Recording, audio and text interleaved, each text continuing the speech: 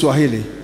Bwana akamwambia Shetani, tazama yote aliyo nayo yamo katika uwezo wako. Hiyo ni 12. Nilitaka tuanze moja. Do you have one?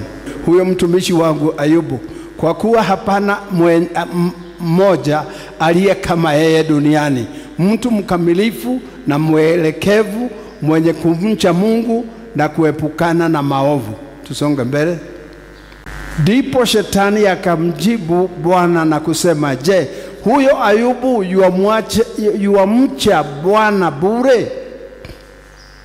Wewe hukumzingira kwa ukingo pande zote, pamoja na nyumba yake na vitu vyote alivyo navyo, kazi za mikono yake umezibariki, nayo mali yake imeongezeka katika nchi. Lakini nyosha mkono wako sasa uyaguze hayo yote aliyo nayo, naye atakufukuru mbele za uso wako. 12. Bwana akamwambia Shetani, tazama yote aliyo nayo yamo katika uwezo wako, lakini usinyoshe mkono wako juu yake yeye mwenyewe. Basi Shetani akatoka mbele za uso wa Bwana. Jina la Bwana lisifiwe. Leo nataka kuleta neno ambalo ninajua ni la unabii katika maisha yako. Nataka kuleta neno ambalo ninajua ukilishika bila shaka litakusaidia. Blessed be the name of the Lord. Bila shaka, kama vile Isaiah alivyosema ya kwamba kila neno la Mungu wakati linashuka chini ni kama mvua ambayo ikinyesha chini lazima kuwe na mabadiliko. Kila mmea, kila mnyama, kila mmea popote ulipo, hata nyasi itajua leo kumenyesha, maana nimenyeshewa. Maandiko ikasema neno la Mungu hakuna wakati litamrudia yeye bure, akiliangusha it has to affect somebody. Labda neno limesemwa na wewe hukulishika, labda limesemwa na wewe hukulitenda, lakini kulingana na maandiko kuna mtu alisikia na akatenda, na sasa lazima atapata matokeo. Because the word of God is not of any value to you when you don't practice it. Neno la Mungu usipolifanya vile limekuambia, usipolitumia, kama vile Yakobo anasema ya kwamba tusiwe tu wasikizaji wa neno, bali tuwe hata na watendaji. Sababu wakati unatenda ndio linakuletea matokeo. You cannot harvest from the word of God. You cannot get the product until you have made use of that name, that word. Lazima hiyo neno uliweke katika maisha ama katika kazi. Jina la Bwana lisifiwe. Kulingana na maandiko haya, vile ninaelewa, ninaona wakati Shetani alienda kwa Mungu ama alipitia karibu na Mungu, Mungu alimuuliza swali, wewe Shetani unatoka kuzunguka huko na huko, umekuwa wapi? Na je, katika kuzunguka kwako umenionea mtumishi wangu, mtumishi mzuri, anayenipenda, anayetii, anaenda katika njia ya uelekevu? Have you seen for me this man? Ayubu akasema nimemuona. Lakini Ayubu lazima akae hivyo kwa sababu wewe umemzingira pande zote. Na kwa hivyo umemzingira, baadaye umemtajirisha, mali zake zinajaa kila pahali, watoto wake wako kule, gamia nazo, mbuzi anazo, kila kitu umemzingira. What does that tell me? Hiyo inaniambia ya kwamba wakati Shetani alikuwa anapita mbele za Mungu, alikuwa kwanza amejaribu kuingia kwa Ayubu akashindwa. Ama sivyo, alijuaje Shetani ya kwamba Ayubu amezingirwa na ukuta ambao hawezi kupenyeka? Amezingirwaje na ukuta ambao hawezi kupenyeka ndani?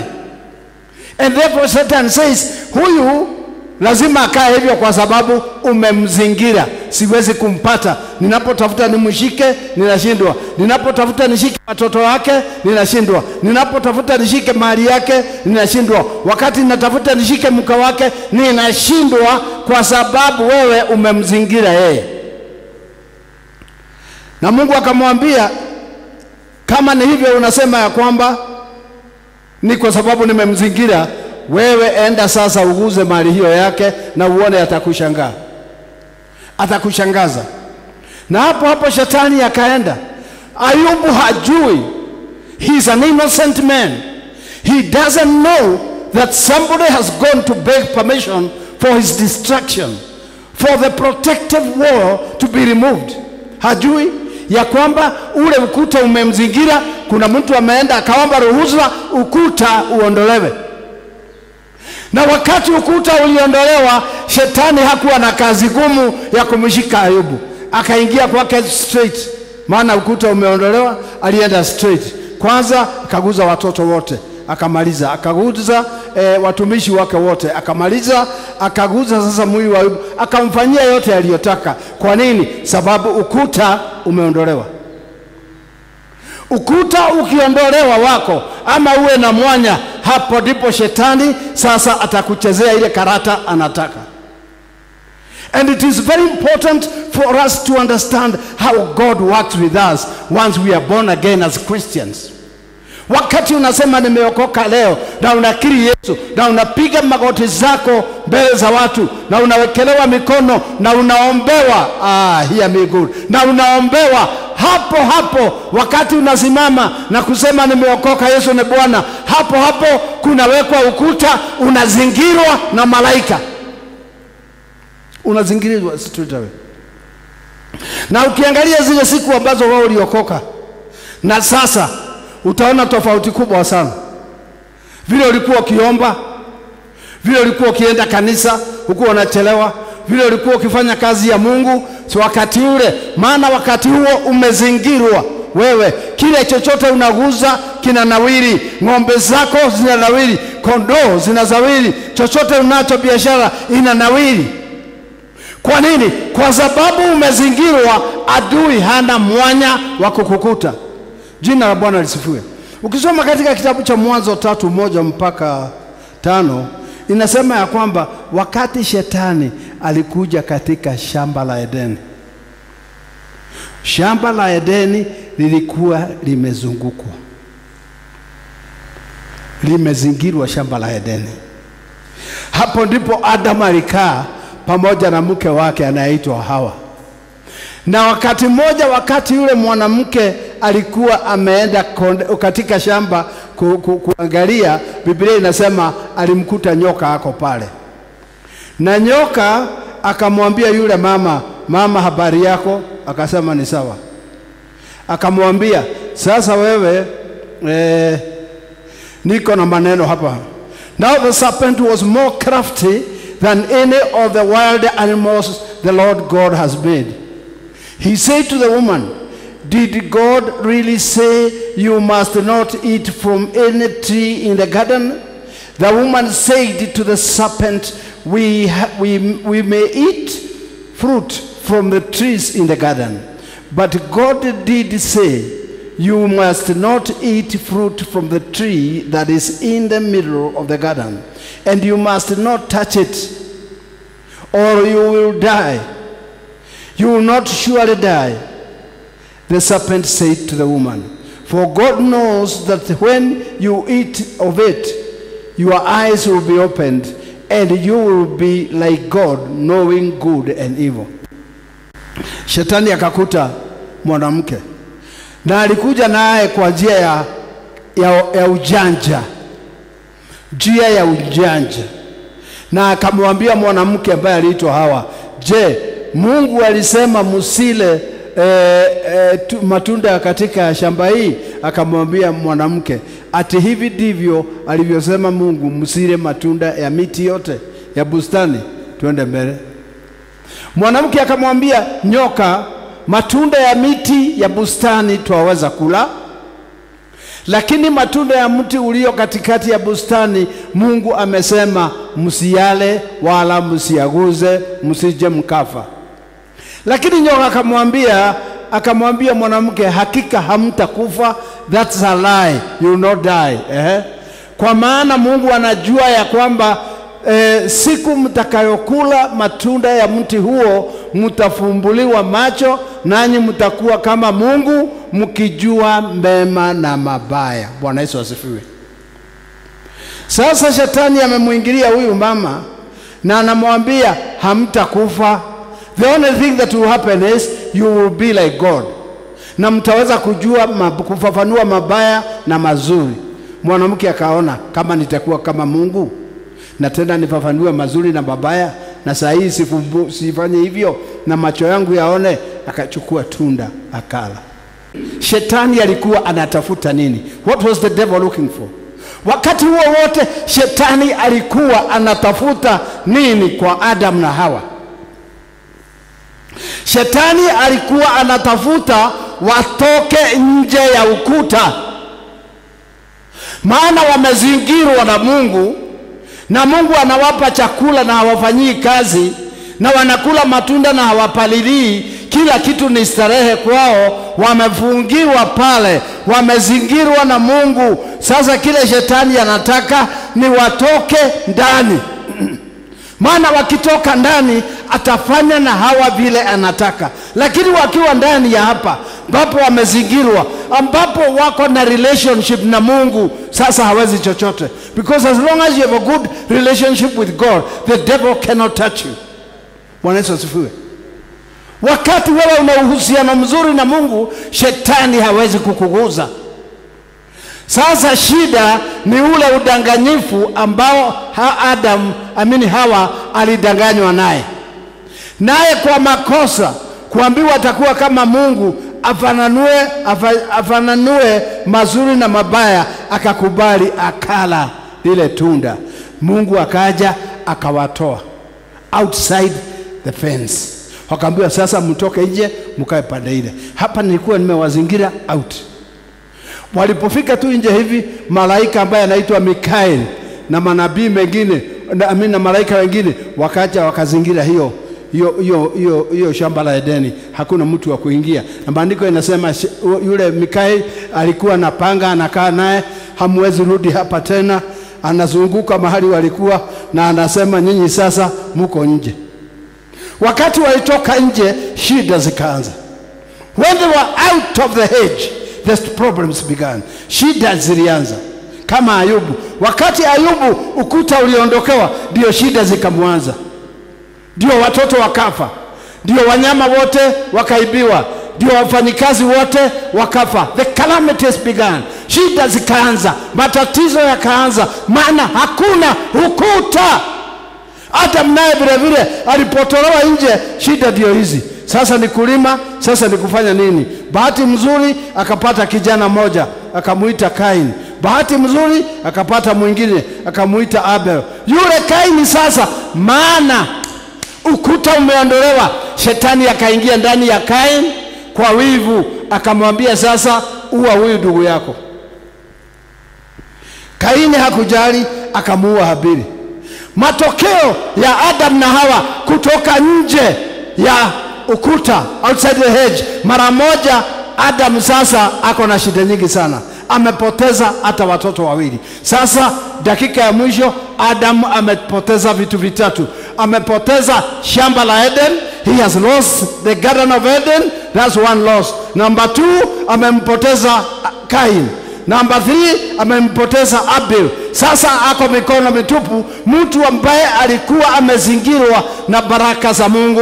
Nataka leo nikwambie ndugu yangu, leo niko hapa kukuhubiria nikwambie ni lazima leo tutaomba Mungu aturudishe ndani pahali ambapo tuko na protection in the mighty name of the Lord Jesus. Kama ingeliwezekana mtu anaitwa Adam arudi ndani ya Eden, katika mzingiro ule baraka zimezidi, hata sisi hatungepatwa na yale mambo yametupata kwa sababu kuna mtu alikuwa amezingirwa na akatoka nje ya kule kuzingirwa kwake. Abel akafa. Wakati Abel alikufa, Kaini naye akapatiwa adhabu na Mungu, mpaka Kaini akaambia Mungu, hii adhabu ni kali sana na mimi. This is too much. Hata kama niliua Habili, lakini ile punishment umenipatia ni zaidi. Kwa sababu sasa mimi nitakuwa mtu wa kuzunguka hii dunia, na hakuna wakati ambapo nitapata nyumba ama mahali pa kukaa, watu hawatanipenda. Sasa mimi nitakuwa mtu wa kutangatanga dunia yote bila makao, bila familia, bila nini. Shida zikaanza. Kwa nini? Wakati walitolewa nje ya mahali walipozingiriwa, shetani yule, the same devil yule alikuta Hawa katika shamba, ndiye alikuja kwa Kaini akaweka ndani yake wivu, jealousy. Dhambi ya kwanza iliyotendwa katika dunia hii, the first sin that was committed on this world, on this earth, was jealousy.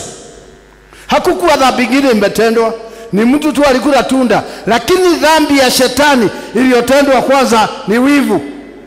Na ule wivu, Kaini alisikia wivu mpaka akamuua ndugu yake, kifo cha mwilini.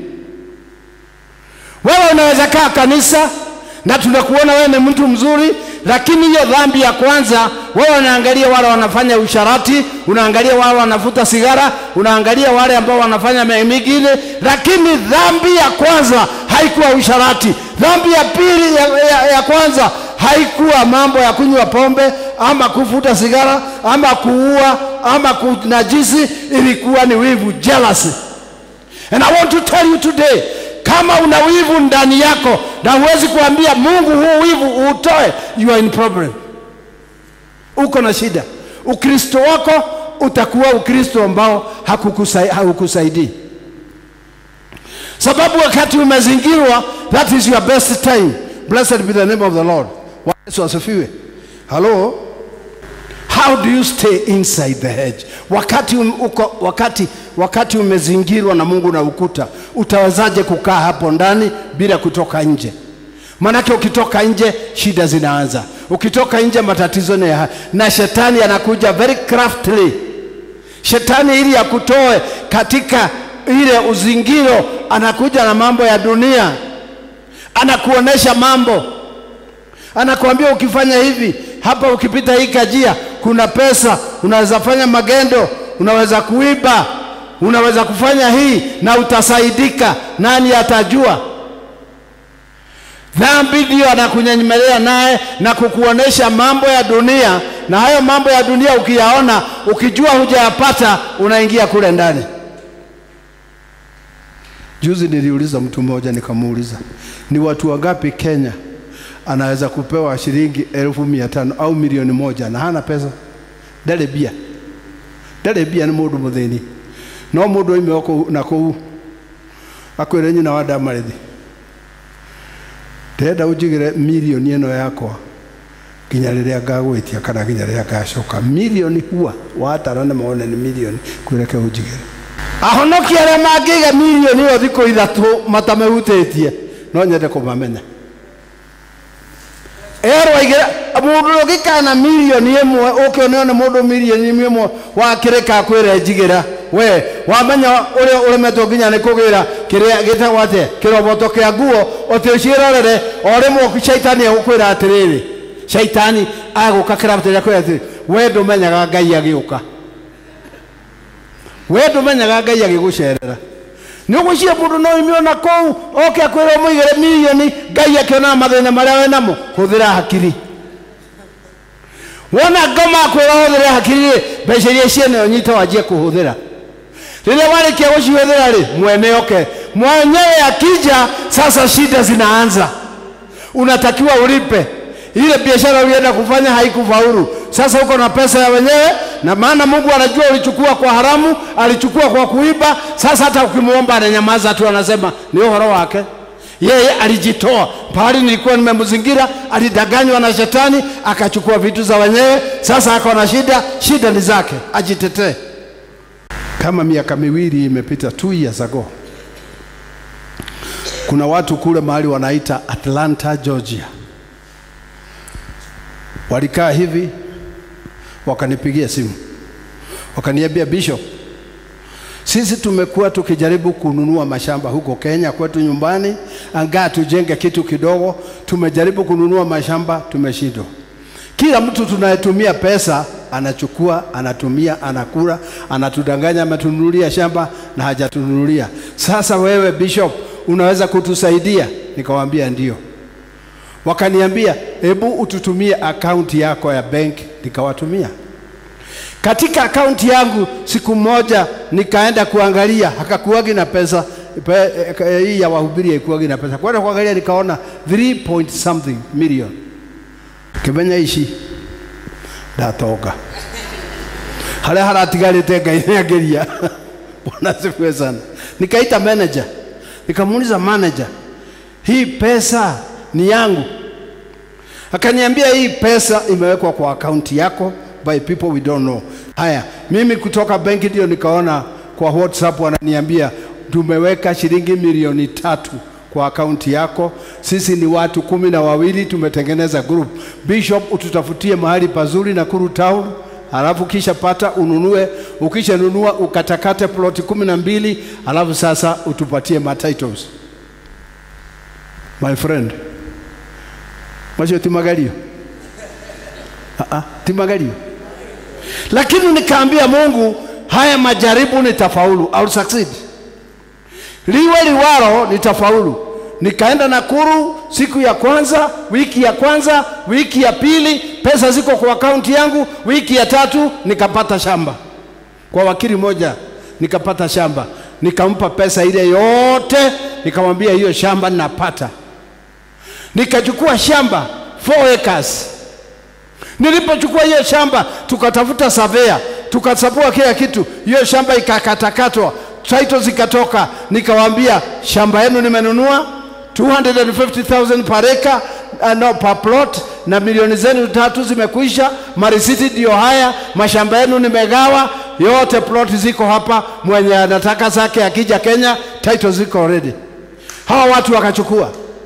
Mchana wa leo hakuna kitu kingine wanaongeaga huko Amerika. Wanasema hatujaona mtu kama Bishop Muya. Tulimpa pesa yetu, hata ndururu hakutoa, hata ndururu hakukula. Alifanya vile ilivyotakiwa. Maana nilijua huu ni mtego wa shetani. Nitumie shilingi 1,200. Niwaambia gari yangu iliharibika, pesa ilikuwa hapa na nilikuwa naenda Ijiri, kaharibikia huko msituni. Sasa pesa nimekula, uongo nimefuata chini. Hivyo ndivyo sasa mambo yanaenda. Sasa unakuwa ukuta umeondolewa. Ukuta ukiondolewa, sasa shetani atakucheza kama gitaa. Utakuwa ukilia sauti yake ile anataka. Kama ukuta, na ile kinafanya ukuta uondolewe ni kwa sababu wewe uko na utoto wa kiroho. Ukuta unaondolewa wakati wewe unakuwa na utoto wa kiroho. Unajua katika kitabu cha Wakorintho wa kwanza 13:11 inasema, wakati Paulo anaambia watu kwa kanisa wale wa Korintho, anawaambia nyinyi, hebu niwaambie, mimi wakati nilikuwa mtoto niliongea kama mtoto, nilifikiria kama mtoto, hata nilikaa kama mtoto. I responded like a child. Wakati nilikuwa mtoto mchanga, nilisema kama mtoto mchanga, nilifahamu kama mtoto mchanga, nilifikiri kama mtoto mchanga. Tokea hapo nilipokuwa mtu mzima, nimeyabatilisha mambo ya kitoto. Bwana asifiwe. Unajua wakati Adam na Hawa walikuwa kwa shamba la Eden, hawakuwa wanajua mabaya na mazuri. Hiyo ni age ya mtoto. Na ndio sababu Yesu alisema ufalme huu ni wa wale ambao wako kama watoto. Sisi kwetu tuna mtoto mdogo. Na huyo mtoto vile ninamuona, kuna wakati alikuwa akitaka kukojoa, anajikolea tu akiwa pale. Saa nyingine hata tumekaa naye hapa, namuuliza, kamule nikiwa haya hobo, nikiangalia nikukojoa amekojoa. Anaruka anaenda anabadilishwa. Hata choo anajikunia hapo. Hata anaweza kunia tu hapa na ni sawa kwake. Narudisha kasuruali, hakujipaguza huko chini, ataendelea tu. Maisha ni kawaida, hata hajali nini. Gatiwe tishu niki. Kuendelea ni kuendelea. Sasa wakati mtu ni mtoto anafanyaga mambo ya kitoto. Na kama mzazi wake akija aone ya kwamba ametoa chafu hapa, ni kupaguza tu, hata hamuulizi. Anajua huyu ni mtoto. Sasa hata ukimuuliza hajui. Hata ukikuta ukimchapa na mama mwingine, wacha kumchapa. Huyu ni mtoto. Sasa angefanya namna gani? Wakati wewe ni mtoto unafanya mambo ya kitoto. Na Paulo anasema jambo moja ni kusema unaongea kama mtoto. Ukiwa kanisani kama hii unaongea kama mtoto. Kuna mambo unaongea watu wanajua huyu bado ni mtoto. Shida yake ni mtoto. Na kama ni mtoto, hiyo ni shida baya. Haya, anakasema ya kwamba nilisema kama unaongea kama mtoto mchanga. Hata mambo kufahamu, mambo yanayotakiwa ufahamu, unafahamu kama mtoto. Ninahubiri hapa. Mimi nahubiri hapa neno mzuri. ukitoka unasema ndoere bishop wangu akiugogo he mundu ekuonete rihare he mundu riu arera riu wewe mwana tondu maundu ria mekwiragwo wa manyita wa mature matekwiragwo wetua mona bi wa kuga maundu tukera ni wonaga bishop ukina bishop tari wa kehuje ta keu riu he mundu arathesha uriku riu tutigaje gutire kiugo gitatheshaga mundu ha kuma Genesis nginya gutire kiugo kingithomo keguthesha mundu gikirikiriko maina kiugo giothe githomagwo githeshe mundu gikuhutie handu warara kumenye ha hena thina waigwa tukwawe toiru na ni roiru ukaigwa thina na to hujirie ndoka haho guo ri riu watu atiriri ona nenie kwiraga thirwo niro kire nginya kwena arende. Nilikwambia juzi nikaenda Thika kuhubiri. Wakati nilikuwa nahubiri kwa mahubiri nilikuwa nasema juu ya mipango ya Mungu, na nikaenda hivi paka pale kulikuwa na msichana moja, nilikuwa nahubiri nikamwambia, unaona sasa kama wewe una shida ukitafuta mtu wa kukuoa na mwenye nakuoa ako tu hapa kwa hii jukwaa hii ni mwiretu rirera na hatire andu anemeri na nie ndiwe ndacokire kuhurirwo ni gatundu thimu mwiretu rendia wa hujire githomo kirari no aririkana wathire kwina mwiretu ukimwira ati muthuri wake hau jukwaa-ini ni aroririo ni mwanake uria huraga keyboard na aretikira nie ndiwe ni arenda muthuri nie ndiaiguite nie ndaragia uhoro wa Ngai. Bwana Yesu asifiwe. Sasa wakati neno la Mungu, Paulo anasema nilisikia kama mtoto, nilifahamu kama mtoto mchanga. Kwanza anaweka mchanga. Mimi nilipokuwa mtoto mchanga nilisema kama mtoto, unaongea kama mtoto mchanga. Hata huko nje unaongea, watu wanajua huyu ana problem. You speak childish. You reason. Hata kureason kwako ni utoto. Lakini anasema neema ya Mungu ikawa nyingi kwangu, sikuishi nikawa mtoto. Ilifika pahali nikanenepa na nikajua jinsi ya kufikiria na jinsi ya kuona na jinsi ya kujua vile mama anavyoenda. Jina la Bwana lisifiwe. Kitabu cha Hosea 11:1 inasema, when Israel was a child I loved him. Wakati Israeli walikuwa wachanga, watoto, mimi niliwapenda na niliwasamehe na niliwachukua hata nikawavusha bahari ya Shamu paka nikawapitiza jangwani paka nikawaleta katika nchi ya ahadi. Wakati walipokuwa wachanga, wakiwa watoto, mtoto anakaa katika mahali ambapo amezingirwa. Kama mtoto amezingirwa anakaa pale, hana akili ya kutoka nje, sababu hata hana biashara ya kwenda kufanya huko nje. He has no business going outside. He has nothing to do outside. Kama amezingirwa mtoto anakaa tu hapo. Mungu anasema wakati Israeli alipokuwa mtoto nilikuwa nikimpenda, nikamuita mwanangu atoke Misri. Lakini wakati Israeli alikuwa mtu mkubwa ndio akaanza kisirani, akajua mazuri na mabaya, akaanza kufanya yale mabaya kuliko yale mazuri. Akashikwa akapelekwa Babylon, wengine wakapelekwa Syria, wakawa na shida, wakapigwa na maadui, maana sasa ule ukuta waliozingirwa nao umeshaondolewa. Kitabu cha Matendo ya Mitume 17:30, Acts chapter 17. Akaona ni afadhali kupata mateso pamoja na watu wa Mungu kuliko kujifurahisha katika dhambi kwa kitambo. Jina la Bwana lisifiwe. Wakati alikuwa mtu mzima, when he matured, he made decisions like a mature person. Wakati alikuwa mzima akafanya maamuzi, akaamua kama mtu mzima. Kuna mambo umekuwa ukifanya, kuna mambo umekuwa ukitenda, ni lazima wewe mwenyewe ujiambie, haya mambo ninatenda si mazuri, haya nilitakiwa kutenda wakati nilikuwa mtoto, lakini sasa hapana. Jina la Bwana lisifiwe. Praise God. Sasa sitafanya mambo kama haya, nimekuwa mtu mzima. Maandiko inasema, Musa akasema, hapa kwa Farao sikai. Ni kweli, ni mahali pazuri, ni kwa mfalme. Kuna vitanda za bei, nyumba ni za bei, viti ni za bei, chakula ni cha bei, kila kitu ni cha bei. Na nilikuwa nikikaa hapa sababu nilikuwa mtoto. Lakini sasa maana nimekuwa mtu mzima, I'm going to make a grown-ups decision. Nitafanya uamuzi wa mtu mzima. Haya mambo sitaki. Afadhali niende nikakae na watu wetu kwa muda, maana hawa wana matumaini katika Kristo. Kweli wanafanyizwa kazi gumu hapa Misri, lakini wana Mungu. wana Mungu, jina la Bwana asifiwe. Na wakati alipotoka huko ndio Musa sasa akaenda akatembea kaenda kwa mzee mmoja alikuwa anaitwa Jethro, na huko akachukua msichana akapewa kazi ya kuchunga kondoo. Maandiko inasema Mungu akamtokea. When you become a grown up, God will appear to you. Wakati umekuwa mtu mzima kiroho, Mungu atakutokea. Na Mungu atakutokea kwa sababu anakuweka katika, amekuzingira. Sasa anakutokea kwa sababu wewe umekuwa mtu mzima na umefanya mashauri ya mtu mzima. And the minute you make the grown-ups decision, God becomes your next partner. Mungu anakuwa karibu na wewe. Katika mateso yeye anakuwa karibu na wewe. Katika magonjwa anakuwa karibu na wewe. Katika shida hizi anakuwa, maana sasa wewe umeamua mambo kwa uzima. Mambo fulani nitawacha. Na hayo mambo ambayo nimekuwa nikifanya ndio alifanya Mungu aondoe ua lake ama the wall, aondoe the hedge.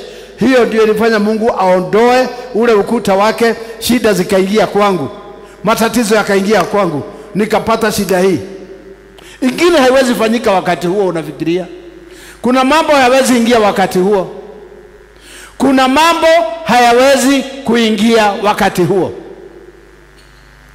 Huyu mfalme anaitwa Suleiman alitajirishwa na Mungu kwa hekima, akawa mtu mzuri, akakaa kama mtu mzuri huyo Suleiman. Lakini wakati alipokufa, kijana yake alikuwa anaitwa Rehoboam, ndiye alichukua ufalme. Alipochukua ufalme kijana wa Rehoboam, Mungu hakuwa na yeye.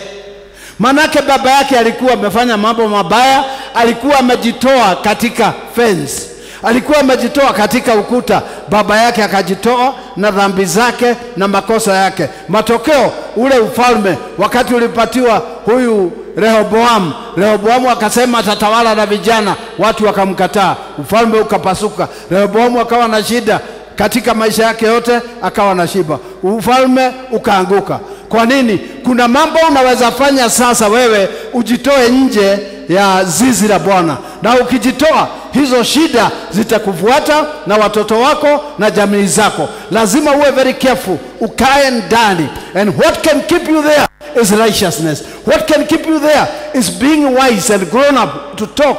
Wakati unaongea, wakati unaposema, wakati unaposhiriki katika mambo, wewe udisplay maturity in Christianity. Uoneshe wewe ni mtu mzima kiroho, uoneshe wewe ni mtu wa Mungu, uoneshe hata mdomo wako hauongei ovyo, hufikiri mambo ovyo, hutendi mambo ovyo. Wewe ni mtu wa Mungu na watu wanakuona kama mtu wa Mungu wanapokuona. Na hii mimi najuaga sana, niambia watu haya mambo. Mimi najuaga wakati tunatangaza injili pale. Tukitangaza injili pale, kuna mtu hatakuja. Nilimuona kanisani lakini pale injili hakuji. Na tukiwa kwa injili kuna wanakaaga ng'ambo ile ya barabara. Sasa mimi ninajua, afadhali niwaambie vile mimi ufikiria. Ndimura ndeshiragia terere. Mundu tone tutagathire injili na ndanoka ali. Hali akinganga ine ndarenda onone andu torodo nimekoria ora ni muhonoki. Riu ni kindu tukiina weikarite hau ageka uguo, ona ndiramuona wega ni araithani, ona ndanoka ni undu wa injili okatoni king'ori uraina. Korwo ni injili uguo hatari king'ori ni guikara muci, tondu yale amefanya huko kijiji yanamfuata mpaka pale, na nie ngamanya na ngakira ucio taroka haria. Sini kama wakati mtu wako na shida. Unajua mambo mengine afadhali mimi ni kuambiage mbele. Mimi hakuna kitu nafichaga watu. Ni wadai na dihitha kama maundu. Nikijua wewe wadai na tabia zako pale unakaa ni baya, na nijue kabisa tabia zako si za Ukristo, ukiwa na shida nitatuma baba Tom na shilingi 200 nikumwambia kuletea, lakini mimi siwezi kuja hapo. Utire mundu ito emetugo yake nie ndingioka hau. Gunegera itho watu magana mende mwere thio na nyina wa Diana no mwere pole. Tondu ndakiona nguma kwa Diana, kwa nyina wa Diana, watu watasema nini? Ona tako bishop no okay kama tamui. Kama tamui. Kwa na woga na dinoka kwa kuna dile za pale ndio huko wewe ulie ciuria ujiulize ni nini baya.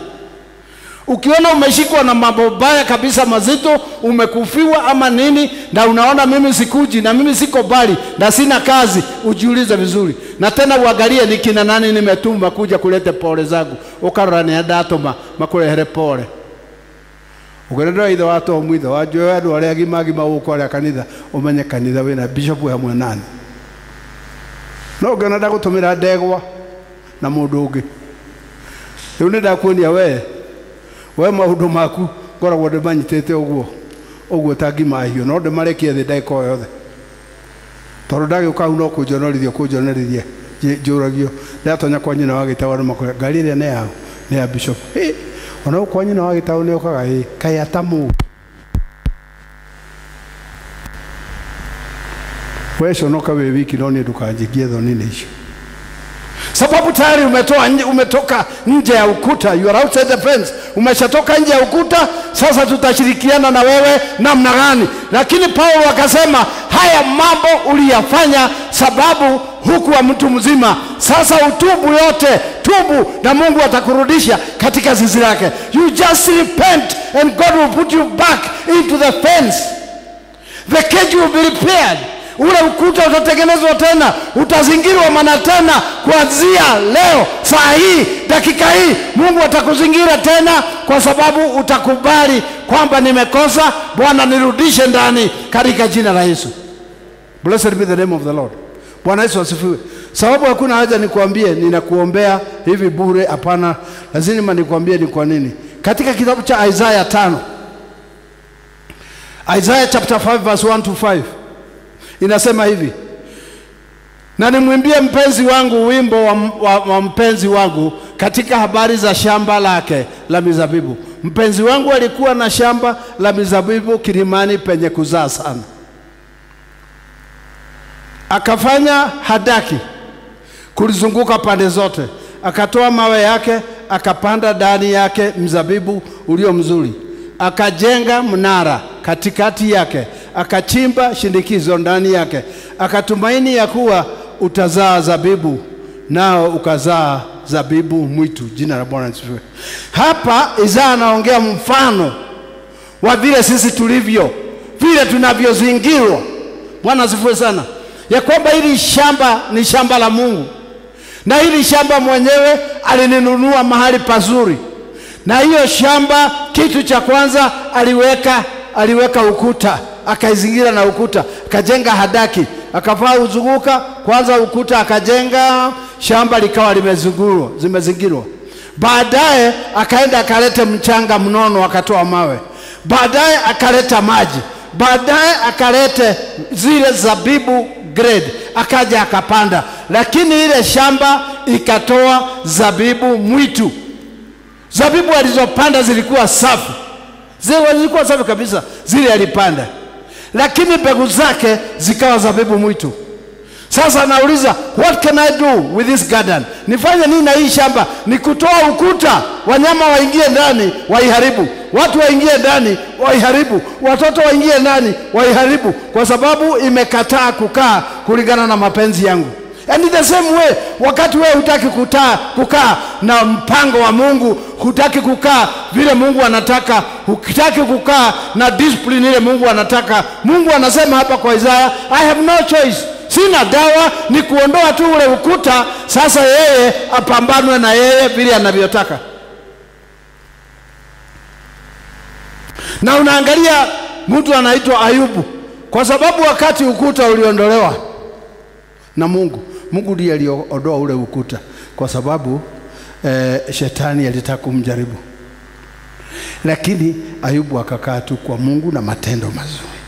Sababu ya kukaa katika Mungu na matendo mazuri na discipline mzuri, Mungu akamrudishia kitu na kingine. Akaprove kwa shetani, huyu kwanza ni kukaa, alikaa ndani yangu. Ya pili aliniheshimu. Ya tatu alinipenda. Ya nne alikaa katika utakatifu. Ndio sababu niliweka nini? Si kuanza na ukuta kwake. Yeye ndiye alianza na kunitii. Yeye ndiye alianza na kunipenda. Yeye ndiye alianza na kufanya maagizo yangu. Yeye ndiye alianza kwa kukaa kwa utakatifu. Nami nikaona kama amekaa hivi, wacha nimzingire. It begins with you. Wakati unapokaa katika hali mzuri, good relationship with God, you live right with God. Hapana gojea mpaka tukuulize unafanya nini, kwa nini ulifanya hii, kwa nini unafanya hii. Sisi hakuna wakati tutafanya hiyo kazi unataka tufanye. Wewe mwenyewe usipojiangalia, shida itakuwa kwako, maana Mungu ataondoa ule ukuta kama vile aliondoa ule shamba, wanyama wakaingia ndani wakaharibu. Naye Mungu akiondoa ukuta, shetani anapata nafasi ya kukuletea mambo ambayo si mazuri. Na kwa hivyo ni lazima sisi zote tujiangalie, ili mchana wa leo tunapotoka hapa tutoke hapa kama tumebarikiwa. Ukiangalia biashara nyingi za Wakristo, kama ningekuwa na kitu ningewaonesha. Hebu leta ile kitu hapa, sitafuta. Hebu leta ile kitu hapa, Njoroge mlete hapa na mlete kalamu ya kuandika. Mtu anafanya biashara na yeye ni mtu ameokoka, anaanza hapa biashara yake, anaanza hapa.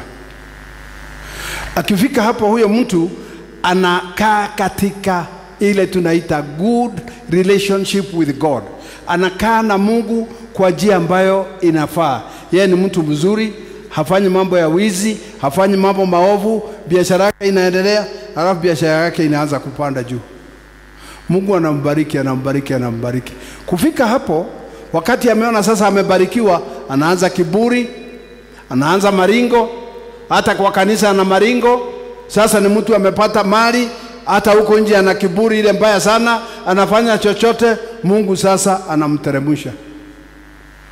Kufika hapo anakumbuka, kumbe nafikiri ni sababu sijafanya hivi, nafikiri ni sababu sikuwa nikifanya hivi, nafikiri ni kwa sababu sikuwa nikifanya hivi. Akikumbuka, Mungu tena anaanza kumbariki, anamlete. Akifika hapo sasa, ile kiburi tena inarudi. Hata ukisema kuna maombi kanisani, hawezi kuja.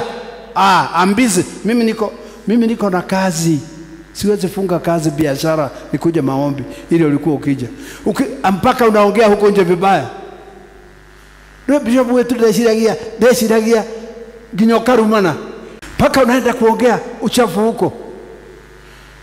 Desiragia hizo ni kuthukuma hizo tuthukumagera hizo tukona gya kuri ari tukona mathina maingi muno tutiana nake take uikaraga hau areherwo kiu gikoima kanua ka mundu na timuguruku na kiumia ne ukakanitha na ikare hare na gacia tu eterete na ndoiga atire mundu wothe wina bata okende muhoere agoka ni wa mbere na ndakure ni oranumaga na gacia ndinaigua nindikire munabii wa Ngai, I'm a prophet. No gukire itekagira nguo ndaihu muthenya na nyamu guku na menega. No, I'm telling you. Sasa wakati unaanza haya mambo na hiyo kiburi chako, basi Mungu sasa anakuteremsha tena mpaka hapo. Manake wakati alikufikisha hapa, watu wote Yeroboamu walijua uliongea matusi kwa watu, uliongea mambo maovu. Siku moja wakati tulikuwa pale kwa babu, nikaita dada moja aje atuhubirie. Huyo dada ninamjua kwa miaka mingi, ni dada ambaye Mungu alikuwa anatumia sana. Alikuwa anashika neno la unabii kwa Mungu. Nikamuita atuhubirie. Akaja akatuhubiria Saturday. Sunday wakati alisimama hivi kwa jukwaa siku ya Jumapili, badala ya kuhubiri akaanza kulia. Akalia. Wengi wanamjua anaitwa Emily. Akasema, mnajua ni kwa nini ninalia? Akamwambia sisi hatuwezi jua. Akasema sababu Mungu ananionyesha hii town itakuja kuwa na umaskini mbaya sana. Watu town hii watapatwa na umaskini ule haujaonekana. Akasema na ni kwa sababu kuna watu hapa wenye hii hakujua Somiru inaitwa nini, sababu hata hajakuja hapa tena dokete guku ringi. Akiuga andu amena itheisia bao ni andu oru muno, maragura makari guku na magetogia, no andu aria maramarutira wira makamaima mbeca, ona ndangemuhe mbeca andu acio mamarutagire wira ta ngombo.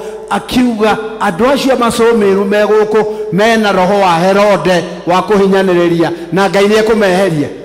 Huyo mama alisema pale kwa madhabahu, alitabiri mambo ya Yeroboamu vile itakuwa, na akasema shida itakuwa mingi, na itakuwa mingi sababu ya watu wakiinuliwa na Mungu wanakuwa na kiburi. Wakiinuliwa na Mungu wanakuwa na kiburi, wanatukana kila mtu, wanaongea juu ya kila mtu, wanaongea juu ya makanisa, wanaongea juu ya wahubiri. Hayo mambo wanaongea, hawana hata heshima na mtu yeyote. Mungu akawaambia basi, na Mungu akaambia yule mama, waambie huu mji utakuwa na shida. Maana yake hiyo mambo ya hiyo masomo Mungu atafunga, na ni kwa sababu ya kiburi cha watu. Singeenda pale kwa uwanja kuwaambia, waliendelea na hiyo kiburi yao. Sasa unaona mambo vile imeharibikia wao na imetuharibikia sisi. Kiburi kinaweza kufanya Mungu akushushe. Biblia inasema anayejiinua mimi ninamshusha, anayejishusha mimi ninamuinua. Jina la Bwana lisifiwe. Na Paulo akasema, wakati niko na pesa ninakaa kama sina, na wakati sina ninakaa kama ninazo. Bwana asifiwe. Bwana Yesu asifiwe. Amen. Paulo mwenyewe akasema hivyo, akasema wakati ninazo ninakaa kama sina, na wakati sina ninakaa kama ninazo. Wakati unaingiwa na kiburi, mimi nakwambia mambo yako yataharibika. I tell you the truth. Hata wakati unaongea na mtu mwingine, hata wakati unajibu mtu swali, wakati mtu anakuuliza kitu na unatakiwa kumjibu, mjibe vizuri. Sasa biashara yako ikifika hapo, tena unaanza kutubu. Ukianza kutubu na kuona makosa yako, Mungu anakuja, anakupeleka, hata anaweza kukupeleka huko, tena akuleta hivi, ama akupeleke tu hivi straight, kulingana na vile wewe unakaa. Maisha yako yanategemea mienendo na tabia zako. Kama utakuwa ndani ya zizi ama utatolewa nje ya zizi. Kama utakaa ndani ya ukuta ama utatolewa nje ya ukuta. Mungu ndiye huwekea mtu ukuta, anakuzia faith. Ndio sababu ulienda hospitali mazaa mengi ukatoka. Maana yake Mungu alikuwa anajua you are valuable to the church, uko na sacrifice. Unatoka molo, unafika mapema, unafanya huduma, unaangalia nyumba ya Mungu, mambo unaangalia, naye Mungu anaona siwezi kuondoa ukuta wangu, lazima huyu mtu nimzingire, kwa sababu mambo yake vile nimeona ni mtu ambaye anakaa katika njia za haki. Jina la Bwana lisifiwe. When you stay right in the business and blessings are right, the blessings are right and progressive. Wakati umekaa vizuri katika biashara yako, wakati unaongea maongeo yako pale nje na hapa ndani, lazima ujue mimi niko ndani, nimezingirwa. Lazima nijue mambo ile naweza ongea na ile siwezi. Maana kuna jambo ninaweza ongea hapa, Mungu anitoe nje, nianze kupatwa na shida. Jina la Bwana lisifiwe. When you go astray, things will go bad. Wakati unaenda njia mbaya, mambo yako inaanza kuharibika.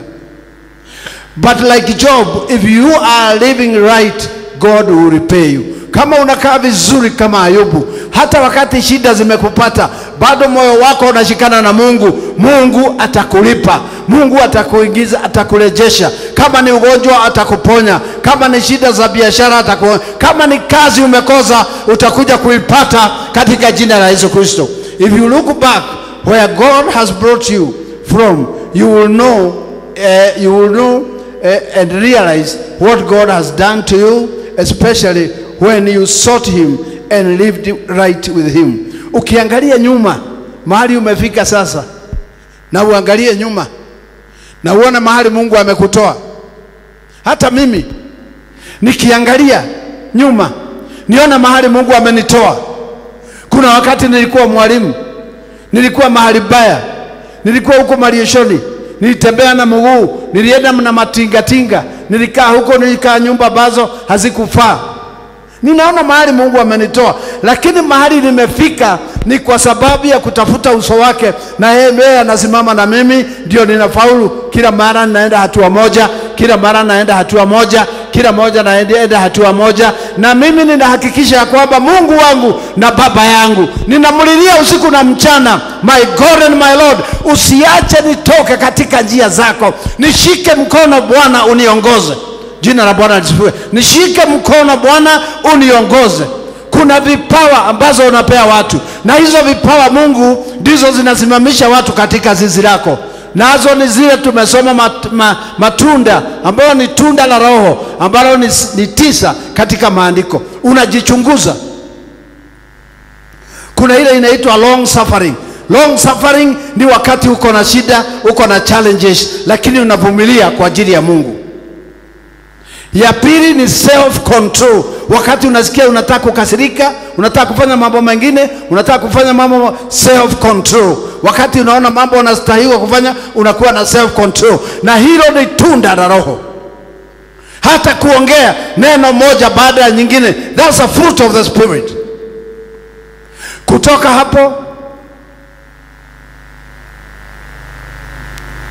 Kutoka hapo unaenda kwa tunda lingine.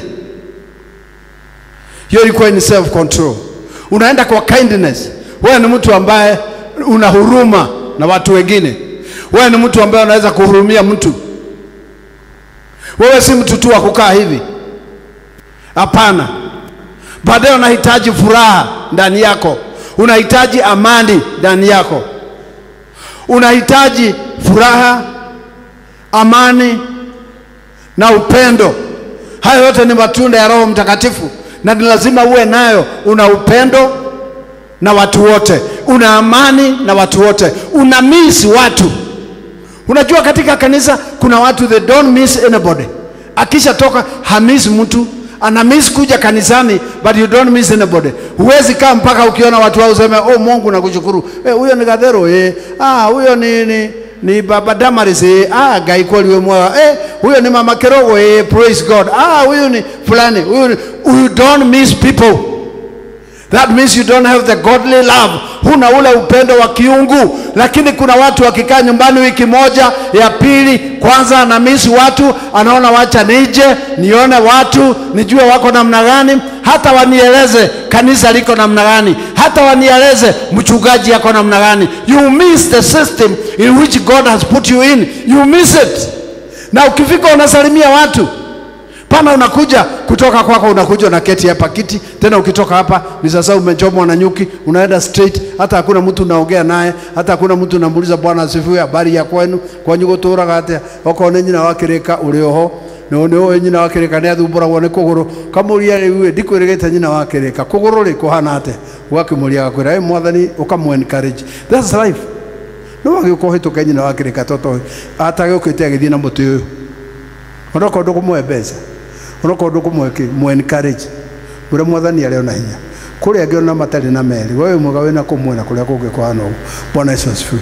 Hiyo ndio maisha ya Ukristo. Kuwa na uvumilivu. Have patience. Have patience. Pana kila kitu ni maneno ovyo.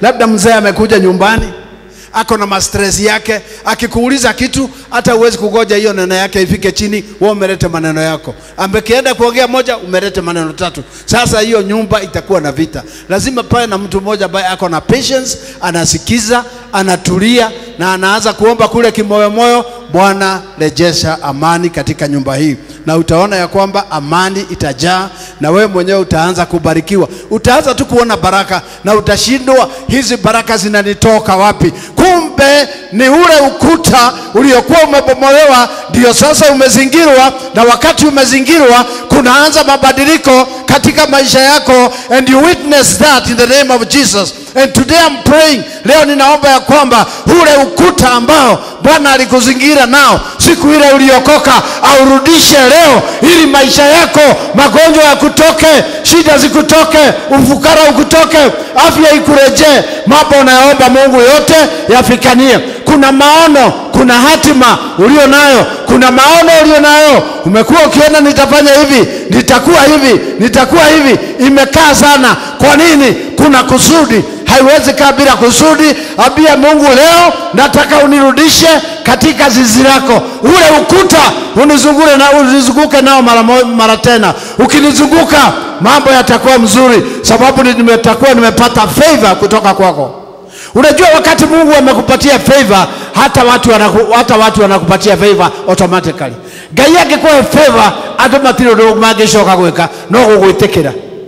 No Ngai angĩkoima favor, ũrĩcemanagia na mũndũ watu akwaria kũgĩa nĩ woiga ũru, watheka makoria aratheka atĩ ũna kile chochote unafanya wanakosoa. Ukitembea wanasema athiaga atĩa, agucetie kũgũrũ kũmwe. Na hapo kuna kuja mtu mwingine ambaye yake ni baya, wanaanza kufurahi, hawana shida naye, sababu hata kama ni hivyo ana favor na Mungu, na kwa hivyo ana favor na watu. Na ndio sababu maandiko inasema ya kwamba Yesu akakuwa akipendwa na watu na akipendwa na Mungu. Yesu akorire akienda kuone andu ona Ngai. Wona wendwo ni Ngai, ukwendwo ni Ngai ni undu wa msimamo waku wa maundu. Bwana Yesu asifiwe sana. Sababu hakuna haja mimi nikuje nikufundishe kitu ya kuku excite. Tiri bata wajuka ya goya gaithu iti na theremende nigetha ujire gete de mwaga. Unajua ukipelekea mtoto sweet kila siku akikuona anasema wewe ndiye mzuri. Lakini sweet sio chakula. Lazima nikuambie vile utatoka mahali huko. This is the way out. Hii ndio njia utatokea naye. Ukizingirwa na Mungu tena unawashwa. Kuna mtu alikuwa na huduma kwa hii kanisa. Alikuwa na hudumu Mungu. Sasa afanye hivyo. Sasa ni kukaa tu kiti. You don't expect God to reciprocate sitting down. Ni lazima kama unajua mimi Mungu ameniita na nina kipawa fulani na hapa ni talents, nitafanyiza hiki kipawa changu kazi. Kama vile Njoroge amesimama tukasikia tumebarikiwa. Huyu Dennis akasimama tukasikia tumebarikiwa. Yule kijana mwingine pale nyuma akasimama tukasikia tumebarikiwa. Waliosimama kina mama Shikoki na nani, akija pale anajenga mwili wa Kristo, na ukijenga mwili wa Kristo naye anajenga wako. Ukijenga mwili wa Kristo naye anajenga wako. Anajenga biashara yako, anajenga nyumba yako, anajenga maisha yako, anakusimamisha mara tena. Wakati umefika kanisani, hata kama hukupatiwa nafasi ya kuhubiri, ambia mwenye anahubiri anaongoza mkutano, kuja mapema, kuja kwake, mwambie my friend, leo utanipa dakika moja, kuna jambo nataka kusema, kuna jambo nataka kusema. Ili sasa kile Mungu aliweka ndani yako kinatoka. Unakuja hapa unatutolea ushuhuda. Unatuambia mimi nimeokoka, Yesu ni Bwana.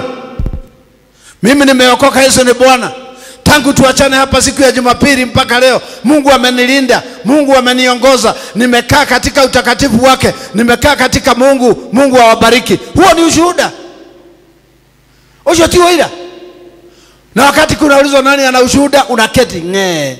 Nani ana ushuhuda? Nge. Haya,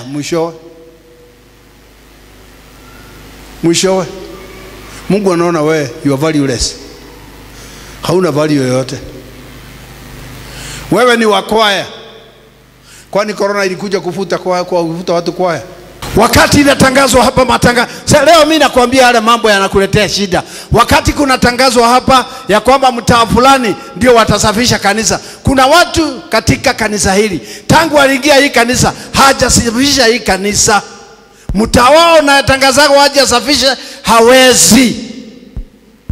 Dageuka na toigete mundu aramanya ndota guthambia ne anaigana ri andike mundu ndukineanaga igana ndukaga na nirenda gukaira Ngai waturwo ne githuri uyi Ngai baba mwathani munene muigua tha Jehova we wairwo ne Jeremia na ukiigua we wairwo ne Elija na ukiigua we wairwo ne Elisha na ukiigua we wairwo ne Ezekia na ukiigua ukamatara othe tirigetha we utaranirio na uigwirwo tha we ni kiwikite.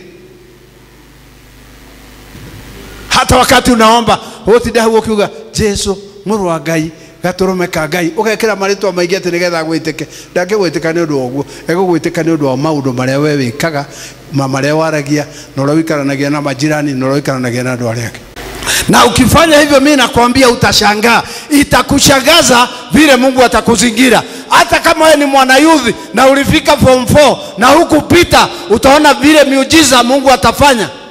Naweza kumwambia ukweli. Unajua mtu anaitwa Ibrahimu. Pahali popote Ibrahimu alipitia, alienda akichimba vizima. Kwa hivyo Ibrahimu ageraga hadi akaja ke alikuwa anachimba vizima.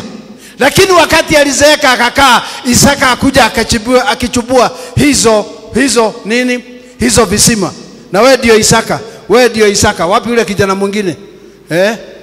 Alikaa huu anaitwa nani? Nyaga. Alikaa pale ili ahepe. Kiona mtu amekaa pale atahepa. Bwana Yesu asifiwe. Si hoja. Sasa wewe ya pahali ambapo nimekanyaga ndio utakuwa ukikanyaga. Kama nilienda Singapore, unaenda Singapore. Kama nilienda London, unaenda London. Kama nilienda America, Seattle, Atlanta, Georgia, wapi, unapitia huko wote ukisema mimi ni mtoto wa yule mzee aliyepita hapa. Oh, ni wewe kijana yake Bishop Moya Sasa utapata mahali ya kulala, utapata chakula, utakuwa blessed. Hata tunaona hii koti haiwezi kuhubiri hapa, tutaaibika. Kesho twende tutafute koti mzuri ili uweze kuhubiri hapa ng'ambo. Ndio wananifanyaga. Ni ugalie guikara thiini-ini wa ruthingo rwa Ngai, akakurathimaga na akarathima ciana ciaku na akagitira maundu maku. Geria uria wahota, jaribu kwa bidii.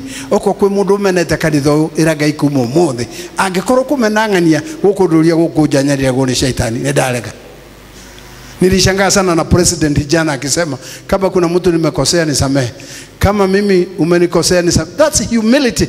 Hata kama hakufanya hivyo, lakini rais kusema hivyo mbele ya watu, it takes humility. Inaoneshana katika Kenya hatuna mtu mnyenyekevu kama huyu. Hatuna. Very humble. Mundu iganidekerwo na no wina madaraka mothe agenda guthamia ndugu guothe ne guthamia na jeshi ni wina na military na kei handu hokire alie oya ndoigo kuma mothe. Nimesema kuma kuanzia leo hii na hii usifanye, na kesho unasikia mtu amenyongwa, mwingine badala hiyo anasema munisamehe, na yule amekosa nimemsamehe. That's a polite person. Lazima Mungu atamuinua, atamzingira.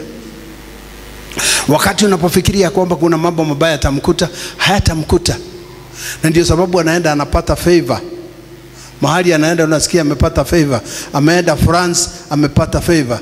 Amesema kuna barabara anataka kujenga itoka kule Lironi, barabara pana ipitie Maimahio, ikuje mpaka Naivasha, ikuje mpaka Girigiri, ikifika Nakuru, ije ipitie kule Mwaleki, kuje mpaka Soero, ipitie Joro, ipitie Robagon, ipitie Joro Moro, ifike Mau Summit. Ile barabara kubwa, na wakapatia kampuni ya huko ifanye. Hiyo ni favor. Na maana amepata favor, na sisi tunapokea favor tukiwa hapa Robagon.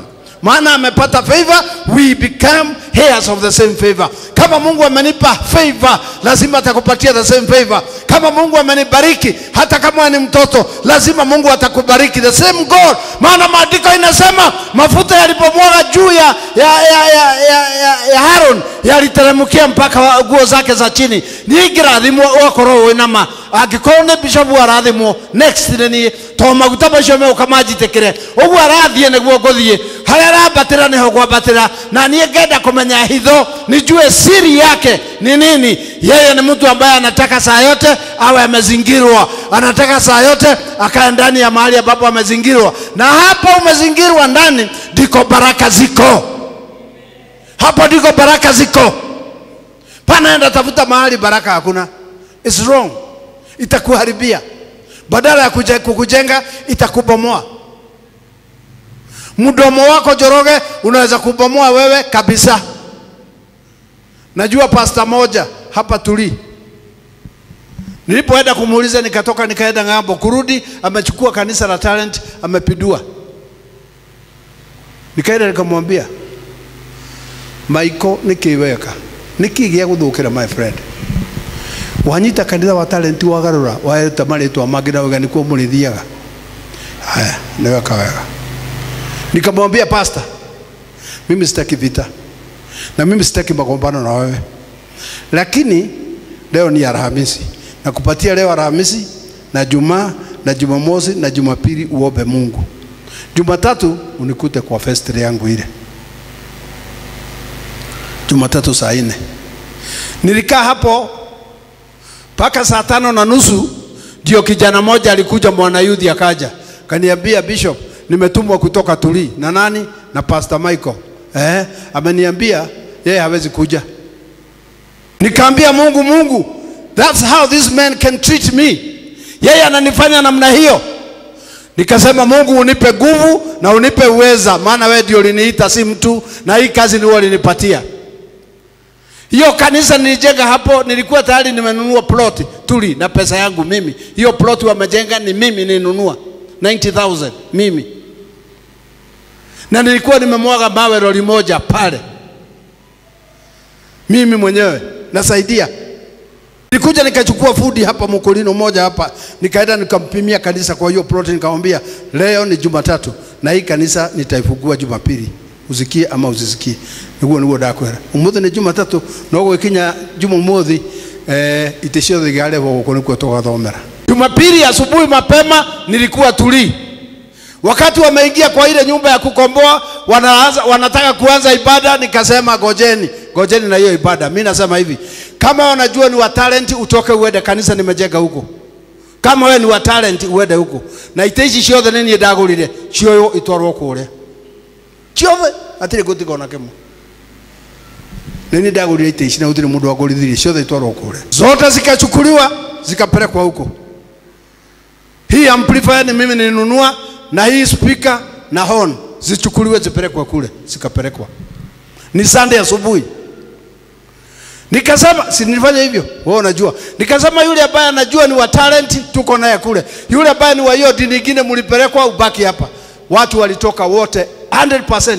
Ilibakia Jogona na bibi yake hapo. Na mtu mwingine sijui anaitwa nani. Wote. Na saa hii tunaongea na wewe, Jogona ni mlevi wa chang'aa, havaagi hata viatu. Mimi najaribu kusema sasa huyu mtu nimsamehe, anakaa huko Melili, analima huko viazi, alima waruko ya Melili, mlevi wa chang'aa, dale berada mutumia na yatigire ate huko Tuli agethi. Kuna mambo unafanya yanakuletea shida bila kujua. Kuna mambo unaongea yanakuletea shida bila kujua. Mtu ambaye alikuwa ni pastor mzima na mimi nilikuwa namlea, kwanza alikuwa anavuta sigara. Mimi namwambia tafadhali wacha hii sigara. Sasa si uache sigara bwana, uhubiri bila kuvuta sigara. Akaja ali unenda ati mundu ranginya aranywa sigara ukagaria kumuteithia atige sigara andura muigata kanitha. Ito sigara mundu ndagitiga. Na ndogo wake rai. Adina kurokanywa. Mimi ninakupatia tu example. Kuna mambo unaweza ongea. Kuna mambo unaweza ongea hata huko nje. Kuanzia hapo shida zitakufuata mpaka dunia ya mwisho. Sababu haya madhabahu yana nguvu zake. Wakati unapiga magoti yako hapa ukitafuta Mungu, anakutendea. I can guarantee you anakutendea. Jana tuliongea na mama moja. Huyu nani anamjua, anaitwa Wakanyambo dia, anamjua zaidi. Tuliongea na huyo mama, hata huyo alimuona.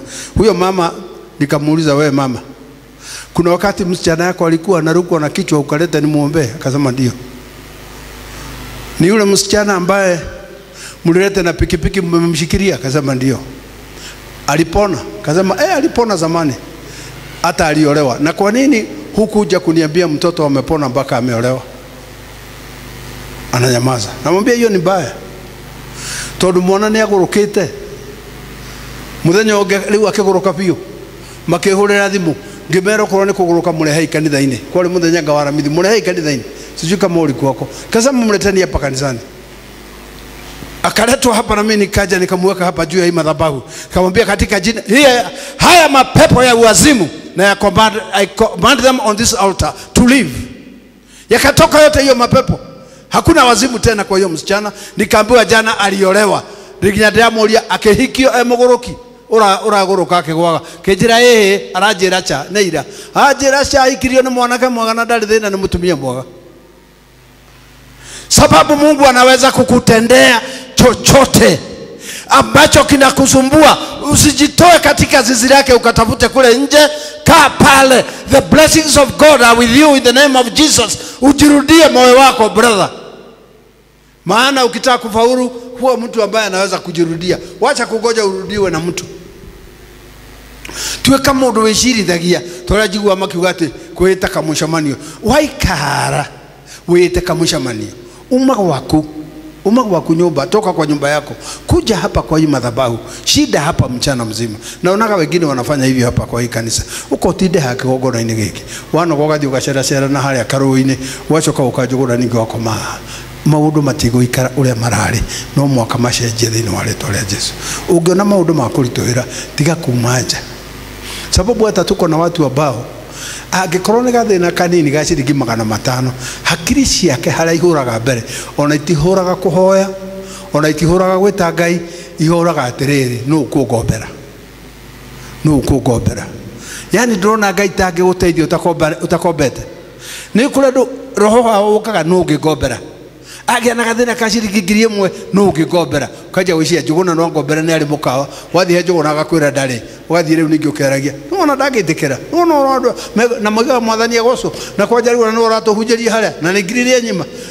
Rĩu rĩ wĩna thĩna wa ngiri nĩ waigĩrĩra ningĩ thĩna ũngĩ wa mĩeri ĩtarĩ na kũrĩa rĩ. Wathiĩ ningĩ wakora ũngĩ aga gũkũhe nyona nĩ ngũmenya matirĩhe manyaraire mũno, nyona nĩ nyonaga nĩ manyaraire. Rĩu rĩ mbere wĩna thĩna wa kĩrĩa uma nakĩo nĩ wongerera matũhũ mangĩ. Rĩu ngoma irathiĩ igĩtanaga ũkai nyamũ nĩ ĩgũire twĩtharĩre ũkai. Maandĩko moigĩte marigĩrĩrio maku makorwo me moru gũkĩra kĩambĩrĩria. Bwana Yesu asifiwe. Bwana asifiwe. Lakini Mungu wetu ni wa baraka na anapenda watu wote na hadharau mtu. Mungu hadharau mtu. He is not a respecter of any person. Haangaliagi sura, maana sura zote ni yeye aliumba. Thura ciothe nĩ Ngai wombire. Na maandĩko marauga atĩ ombaga gacoka kanua koiga atĩrĩrĩ icio nĩ mwega. Maũndũ mothe Ngai ombaga oigaga that is perfect. Nginya ũrĩa we niona ndigagwo nĩ andũ maragiete mũkũa atĩ mũtumia ũcio nĩ mũthaka we tiga mũcene we ndũrĩ handũ hetwo ha kũmenya mũthaka na ũtarĩ mũthaka ona we ũtakĩrĩ mũthaka. Gũtirĩ mũndũ hetwo atĩ augage ng'ania nĩ njongi wombire kana ũkĩiga hau. Ũcio nĩ mũndũ wa Ngai na mũmũmbia mwendete mũno na mũmũmbia muonaga akona smile. Ũrĩa mũmbĩte muonaga akona smile. Tia kuga nĩ gaceke mũmbi ona akauga ceke mũmũmbi akaigua hau nĩho ndendaga. That's what I wanted. Ũkameraga nginya ũkĩhunjia ndiramwĩra mũigua ũrĩa ndĩramwĩra na mũtikandũre gũkuĩha ti gũtinio thĩna wako. I have the anointing. Tigai kũndũra gũkuĩha karĩ gũkuĩha kũrahunjia. Akorwo wĩ harĩa ndĩronekana mereheria ĩno ndĩmuone wega. Ti ndũkamere makuone wega. Eheria ĩno ndĩmuone wega inyuĩ. Nĩrĩo wĩ mũraihu. You must be like that because that's what God wants you to be. Bwana Yesu asifiwe sana. Nataka leo wewe usimame juu, nitakupatia dakika 2 na bora atatuwekea music ile ya chini kidogo. Ule wimbo anaona ni mzuri, tulikuwa tunaimba hapa na wakati ameweka ule wimbo tumekuwa na wiki nzima hapa ya maombi.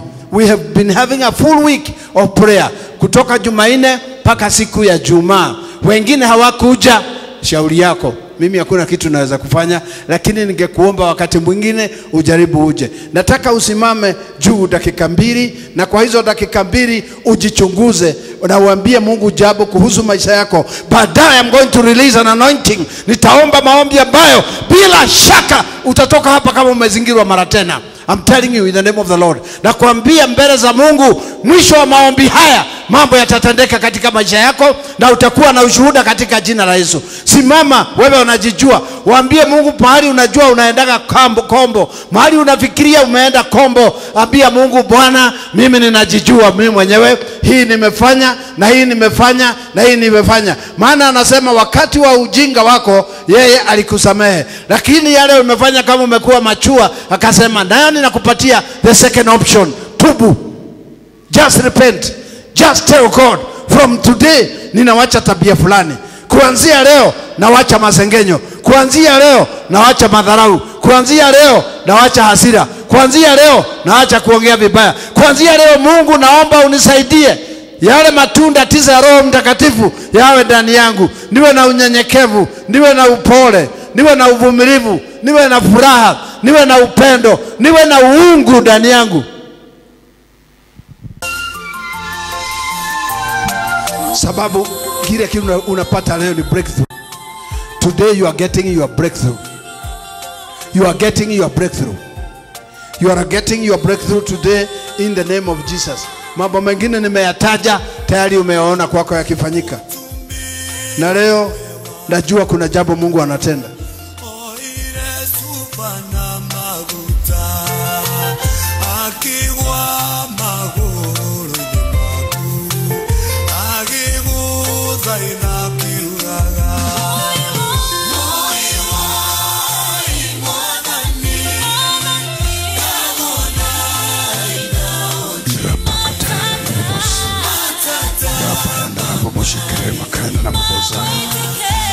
Una watoto wako hawajapata kazi. Watoto wako walisoma hawajapata kazi. Kwa nini? Watoto wako hawapendi kusoma. Kwa nini? Nyumba yako iko na vita kila siku. Kwa nini? Kila ukiingia kazi mahali unafutwa kwa haraka. Kwa nini? Saa yote wewe unakopa pesa kwa magroup unashindwa kulipa. Kwa nini?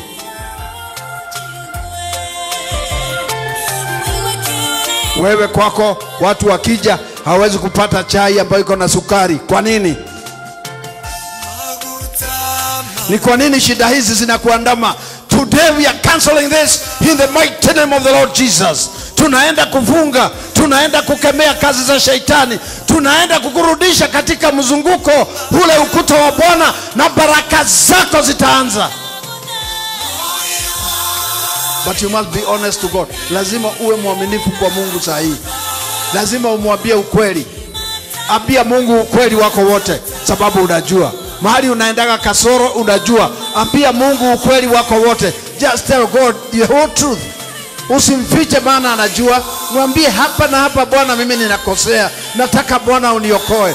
Bwana mimi ni mmoja wale ambao hufika kanisani nimechelewa siku ya Jumapili, nataka unisaidie. Ninakuambia mimi ni mmoja ninafanya hivyo. Mimi ni mmoja nina madharau, Bwana nisaidie. Mimi nina kiburi, mimi nachekelea watu, mimi nasengenya watu. Bwana umwambie ukweli, mwambie kuanzia leo Bwana haya mambo ninawacha, kwa sababu ninataka baraka, kwa sababu ninataka breakthrough, kwa sababu ninataka maisha yangu yawe sawa Bwana, katika jina la Yesu. Sababu Biblia inasema kitu moja, baraka za Ibrahimu ni zetu. Baraka za Ibrahimu ni zetu. Hivyo ndivyo maandiko yanasema. Na hatuwezi kuikaa na shida na matatizo, tukae na shida, tukae na matatizo, wakati ambapo sisi ni wale ambao tunaita we are heirs. Sisi ni warithi pamoja na Abrahamu. Sisi ni warithi pamoja na Kristo. Tumekataa shetani atugandamize kuanzia leo in the name of Jesus. Abadilishe watoto wetu, abadilishe wake zetu, abadilishe waume zetu, abadilishe biashara zetu. Mfalme wa wafalme na Bwana wa mabwana, Mungu wa Ibrahimu na Isaka na Yakobo, tunayekulilia mchana huu kwa sababu ya kutuleta katika madhabahu haya ambayo imeitanishwa na jina lako. Bwana ulinionyesha kwa ndoto ya usiku, kanionyesha ya kwamba shida zilianza Ayubu wakati ukuta uliondolewa. Shida zilianza Adam na Hawa wakati ukuta uliondolewa. Baba wa mbinguni, shamba lilikuliwa na wanyama na wadudu na kila kitu kikaingia ndani wakati ukuta uliondolewa. Wakati ukuta unaondolewa, Mkristo anaanza shida, Mkristo anaanza matatizo ambayo hayaishi. Leo Bwana hatuweki koma, hatuweki exclamation mark. Bwana hatuweki inverted commas, hatuweki closing inverted commas, tunaweka full stop kwa hii mambo yote. We are not even putting there a question mark.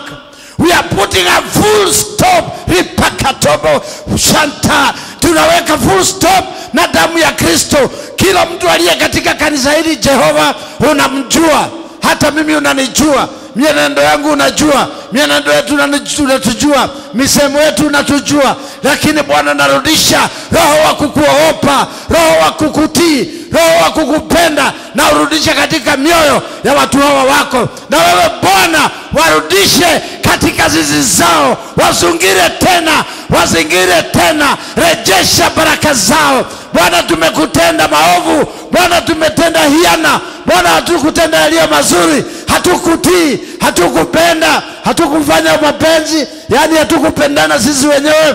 Bwana, tumedharauliana, tumesengenyana, tumekaa namna hiyo. Bwana, hata majirani wanatujua ya kwamba sisi si watu wa amani. Bwana, leo tumeongea yote mbele zako, tumetapika yote mbele zako. Rapakate bayanda na babozai kama kanisa la Talent Revival Churches International. Bwana, tunakiri dhambi za kanisa hili, tunakiri dhambi za mchungaji wa kanisa hili, tunakiri dhambi za wahubiri wote katika kanisa hili, tunakiri dhambi za wadugu wote na wadada, tunakiri dhambi za wavulana wote, tunakiri dhambi za wasichana wote, tunakiri dhambi za watoto wadogo. Lakini Bwana, tunaomba turudishe katika ndani ya ua lako, tuzingire mara tena, tubariki mara tena, tuinue mara tena, turejeshe katika furaha mara tena, ile furaha ya wokovu katika jina la Yesu. Bwana, wale ambao wamefutwa kazi, we are commanding in the name of Jesus, wapate kazi.